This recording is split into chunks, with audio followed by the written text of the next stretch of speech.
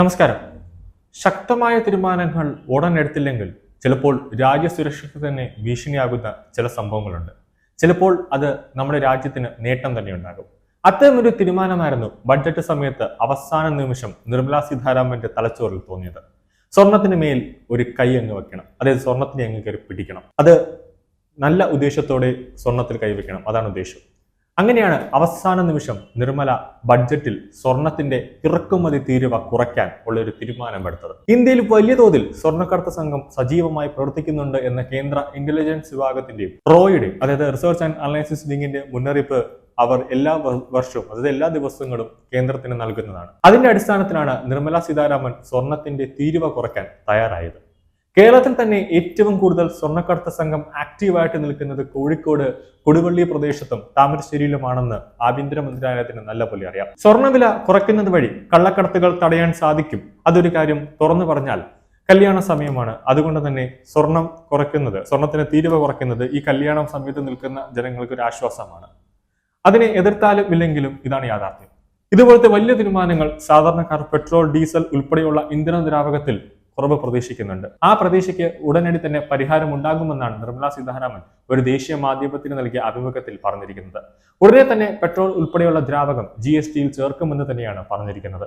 അതിനി അധികം നാൾ കാത്തിരിക്കേണ്ടി വരില്ല എന്നാണ് പറഞ്ഞിരിക്കുന്നത്. പെട്രോൾ ഉൾപ്പെടെ GSTയിൽ ഉൾപ്പെടുത്താൻ തയ്യാറാണെന്നും അതിനുവേണ്ടി സംസ്ഥാനങ്ങൾ തയ്യാറാകണമെന്നും അന്ന് നിർമ്മലാ സീതാരാമൻ പറയുകയുണ്ടായി. പെട്രോളിയം ഉൽപ്പന്നങ്ങൾ GSTയിൽ ഉൾപ്പെടുത്തുന്നതിന് വ്യവസ്ഥകൾ അടങ്ങിയിട്ടുണ്ട്. ഇതിന് ആദ്യം വേണ്ടത് സംസ്ഥാനങ്ങൾ GST കൗൺസിലിൽ സമവായത്തിനെത്തണം. അവർ നിരക്ക് തീരുമാനിക്കുകയും സമവായത്തിൽ ഇതിൽ ഉടൻ GSTയിൽ ഉൾപ്പെടുത്തും. ധനമന്ത്രി പറഞ്ഞിരിക്കുന്നത് BJP ഭരിക്കുന്ന സംസ്ഥാനങ്ങളിലെ ധനമന്ത്രിമാർ GSTയിൽ ഉൾപ്പെടുത്താൻ തയ്യാറാണെന്ന് പറഞ്ഞിട്ടുണ്ട്. രാഹുൽ ഗാന്ധി പറഞ്ഞതിന് മറുപടിയായിട്ടാണ് ധനമന്ത്രി നിർമ്മലാ സീതാരാമൻ പറഞ്ഞിരിക്കുന്നത്. നിലവിൽ പെട്രോളിനും ഡീസലിനും വാറ്റാണ് ചുമത്തുന്നത്.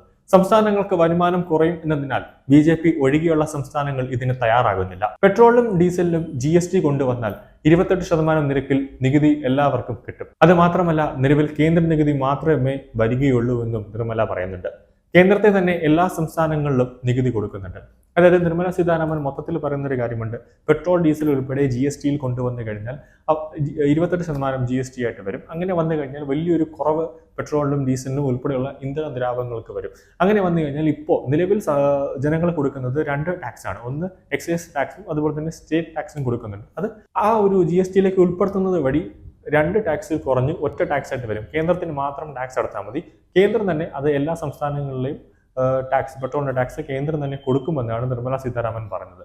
പക്ഷേ പ്രതിപക്ഷം ഭരിക്കുന്ന, അതായത് തമിഴ്നാട്, കേരളം ഉൾപ്പെടെയുള്ള സംസ്ഥാനങ്ങളിൽ പ്രതിപക്ഷം പറയുന്ന ഒരു കാര്യം, അവരുടെ ഏക ഒരു വരുമാനം എന്ന് പറയുന്നത് പെട്രോളിൽ നിന്ന് കിട്ടുന്ന ടാക്സുകളാണ്. അതുകൊണ്ട് തന്നെ അതിൽ GST ഉൾപ്പെടുത്തി കഴിഞ്ഞാൽ കേരളത്തിൽ ഉൾപ്പെടെ പ്രതിപക്ഷം ഭരിക്കുന്ന സംസ്ഥാനങ്ങൾ പറയുന്നത് അവർക്കത് വലിയ തോതിൽ മുന്നോട്ട് പോകാൻ വലിയൊരു പ്രശ്നമാകും, അവർക്ക് വലിയ തോതിൽ കടമെടുക്കേണ്ടി വരും എന്നുള്ള ന്യായങ്ങളാണ് അവർ പറയുന്നത്. എന്നാലും എല്ലാ സംസ്ഥാനങ്ങളും GSTയിൽ ഉൾപ്പെടുത്താൻ തയ്യാറായി കഴിഞ്ഞാൽ GST കൗൺസിൽ ഉടനെ തന്നെ വിളിച്ചു ചേർത്ത് അത് ഐക്യകണ്ഠേന അത് പാസ്സാക്കി വിടുമെന്ന് തന്നെ പറഞ്ഞിരിക്കുന്നത്. എന്തായാലും ഇതുമായി ബന്ധപ്പെട്ട് പെട്രോളിയം മന്ത്രി ഹർദീപ് സിംഗ് പുരി ഉൾപ്പെടെയുള്ളവർ ഇതിനെതിരെ ഒരു ശക്തമായ ഒരു സംസാരം തന്നെയാണ് ലോക്സഭയിൽ ഉന്നയിച്ചിരിക്കുന്നത്.